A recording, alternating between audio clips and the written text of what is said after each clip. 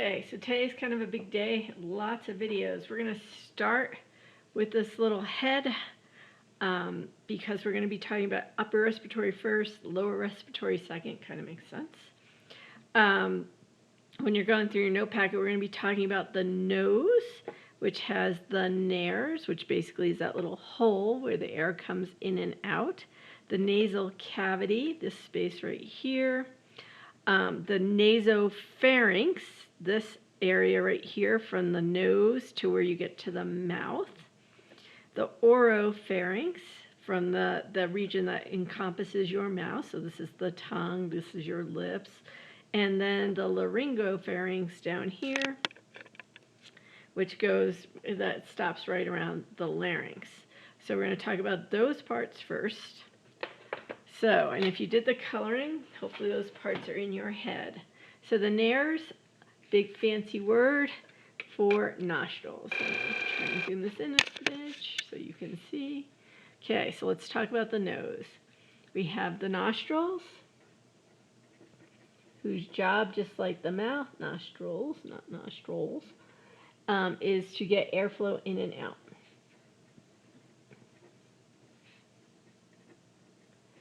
So that's their big job. The nasal cavity itself is all about warming and humidifying the air.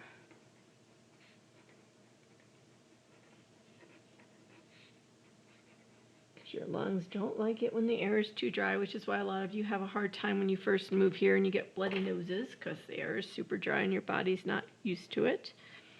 And then there's this thing called the nasopharynx.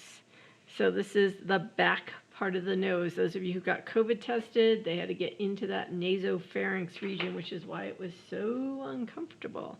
So the nasopharynx job literally is to connect the nasal cavity to the oral cavity. So again, it's all about airflow. So, some of you have aspirated things like carrots out your nose or milk when you're laughing too much because these two cavities are connected. Or some of you have tried doing the piece of spaghetti or string up your nose and then pulling it out your mouth like a piece of floss. I know that sounds gross. I don't know why you would do it, but some people do. So we're just going to move this down here. Number one, I love this image because it's colored already.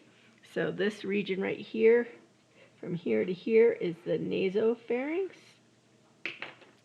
The next region underneath that is the oropharynx.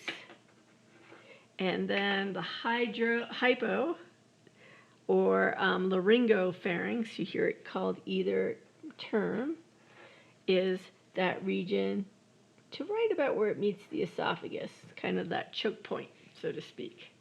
So nasopharynx, oropharynx, hypopharynx below, right? Hypo below, or laryngopharynx because the larynx is there.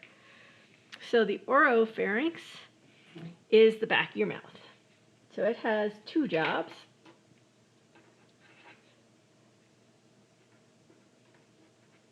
When you look in your mouth and you see that little uvula looking there in your tonsils, you're looking into that oropharynx.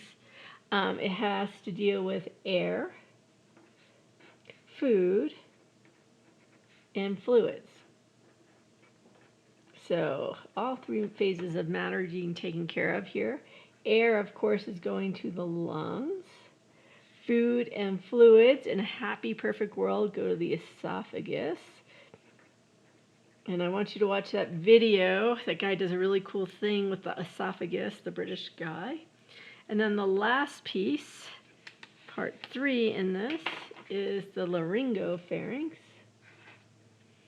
okay, or the hypopharynx. The term is changing.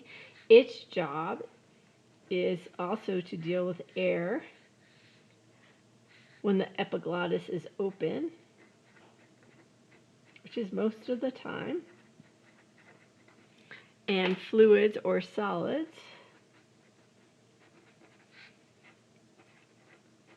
when the epiglottis is closed. So when you're choking, It's because the epiglottis is getting a mixed message about where it should be. And it looks like a little fingernail. It's this little structure right here, the epiglottis. And that controls breathing or not breathing. So when you're chewing, the epiglottis goes and closes, which is why when you're chewing gum, it really messes with the system. So you have the nasopharynx, where the air comes in initially, or in the oropharynx, depending on whether you're a nose breather or a mouth breather. And either way, this is where it's going to get divided, is right in that region of the laryngopharynx.